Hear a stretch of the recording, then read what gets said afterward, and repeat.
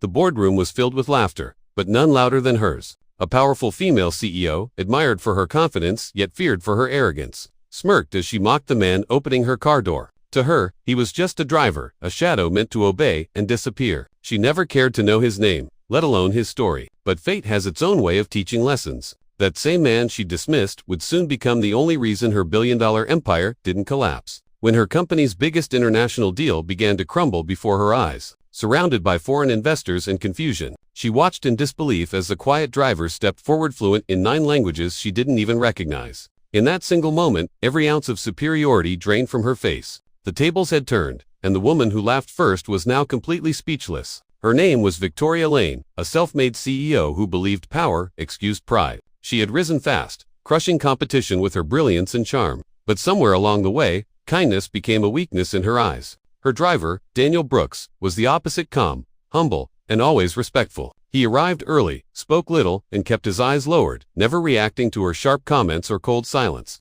To Victoria, he was invisible, just another name on the payroll. But what she didn't know was that Daniel's silence wasn't ignorance, it was patience. He had once been a linguist, a scholar fluent in multiple languages, before life took a hard turn. Still, he never complained. He watched, he listened, and he waited. Because sometimes, the quietest person in the room holds the loudest lesson. And Daniel was about to show her that respect cannot be bought, but arrogance always has a price. The day of the deal was supposed to be Victoria's greatest triumph. Her company was on the verge of signing a billion-dollar partnership with a European conglomerate. The conference hall glittered with success cameras ready. Investors gathered, translators hired, and every detail perfected. Victoria arrived late, dressed in confidence, walking past Daniel without a glance. As she entered the hall, something was off. The translators struggled, the investors whispered in confusion, and the room grew tense. The lead negotiator from the foreign delegation began speaking in his native tongue, fast, frustrated, and full of doubt. The translator looked helpless, unable to keep up. Victoria,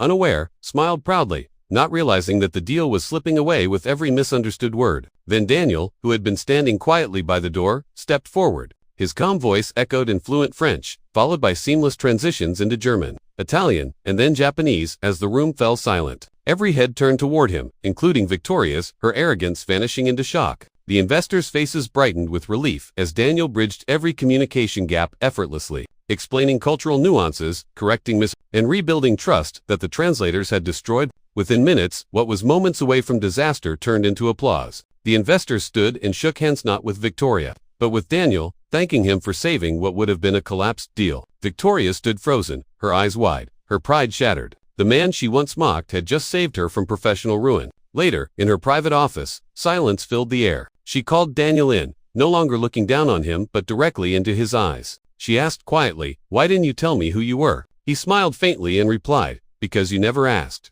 His words struck deeper than any insult could. That day, Victoria realized how easily power blinds and how dangerous it is to underestimate someone simply because they seem beneath you. The deal was signed, and her company soared higher than ever. But for the first time, her success felt smaller than her guilt. She had built an empire of respect from others, but had forgotten to give it in return. In the weeks that followed, Victoria changed more than her policies. She changed her heart. Daniel was promoted to her cultural and communication director, a position he deserved long ago. She publicly thanked him, not to gain praise, but to show the world that true intelligence has no color, title, or seat in the back of a car. Every time she passed by Daniel, she no longer saw a driver, she saw the man who saved her company and her conscience. The story spread across industries, not just as a tale of business success, but as a lesson in humility. Victoria's empire continued to grow, but this time, she made sure it stood on respect, not pride. And whenever someone asked her how she built it all, she simply said, "By learning to listen to the man I once ignored." That was her greatest victory,